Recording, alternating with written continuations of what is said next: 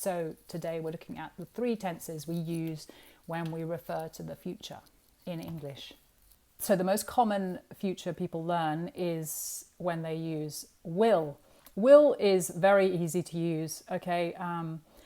It's just formed with the subject, will, and the verb, and then the object. So, for example, I will do something tomorrow. Will is an interesting one. A lot of people just assume that will is a future, so you can use it anywhere and in any situation. But actually, will is a future that we use when we're being either because something has happened now that we've changed our mind about, or we are being spontaneous. You've got no more milk in the fridge. I make the decision now in the moment and I will talk about as a future. So I'll get some milk. I will get some milk. And you abbreviate it to I'll. You're out shopping and it's raining and you might say, I'll buy an umbrella because it's raining. I don't have an umbrella.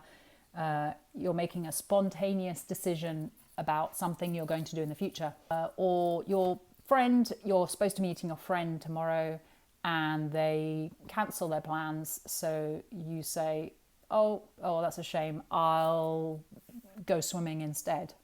So you make a decision based off something spontaneous or some decision made now in the moment.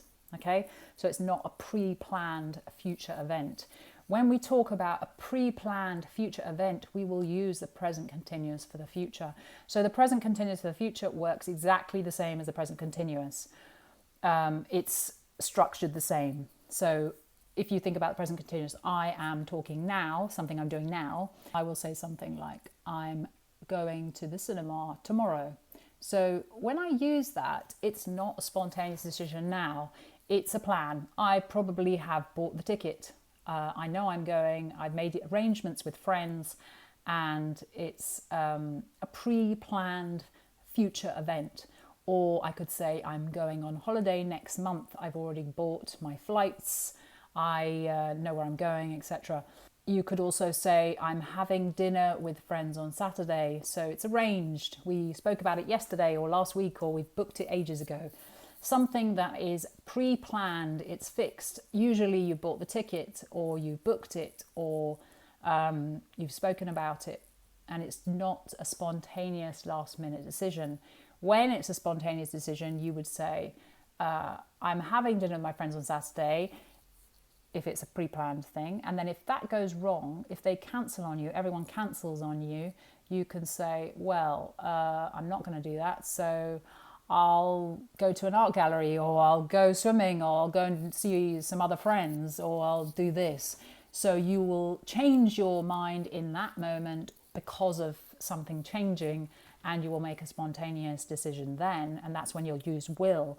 So will is more spontaneous decision about the future, and ing, so the present continuous, the gerundo, the present continuous for the future, is usually a pre-planned, a booked event. Think about if you've booked something, if you planned it, you've talked about it, it's organized, then you would use the present continuous for the future.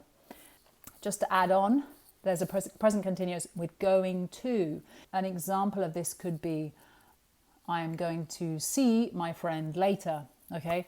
So going to is used when we're talking about a future, and it's kind of between a spontaneous decision in the future will and a present continuous decision, which is a planned program booked event. It's kind of in the middle because it's an intention. So when you think about an intention that you have, you would probably use going to do something, going to see something, going to say something, I'm going to work out later, or I'm going to see my friend later. It's my intention to do that, but it's not 100%. It's not booked. It's not maybe pre-planned as much. It's kind of between a planned event and a spontaneous event. It's an intention that you have. It's an intention about the future. And that's usually when you're going to do something. To be honest, going to and present continuous of the future often gets blurred. So people maybe blur them. And also it doesn't sound good saying going to go. I'm going to go to the gym later. People use it, but often they just say I'm going to the gym later when it's an intention. And usually that means that they are definitely going to go. Whereas if you say, I'm going to go to the gym later, it's my intention to go to the gym, probably it's going to happen, but it's not booked. I'm not meeting friends there. I haven't scheduled it, maybe. It's more an intention. Whereas I will go to the gym if my friend doesn't come round. So it depends on something else. We use if a lot with the will as well. So it's often used with conditional. You will often see if with the will because it's usually based on some other event happening or not happening, and then you will use a will for the future. I'm going to the gym. I am organised with my friend. I'm meeting them there. That's definitely happening. I'm using the present continuous for the future. It's a plan. It's a booked. It's definitely happening.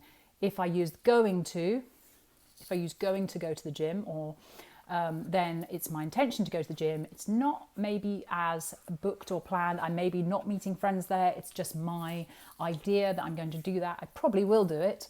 It's most likely my intention to do it, but something could happen that I don't do it. Whereas will is based on another event. So if something doesn't happen, then I will go to the gym, or I'll go to the gym if I feel better. So it's based on something else happening, and often used with if clauses. So I hope that makes sense to you. It's the clearest way of defining the differences between the three future uses in English. Please let me know if you have any questions, and please like, comment and subscribe, and I will see you next time.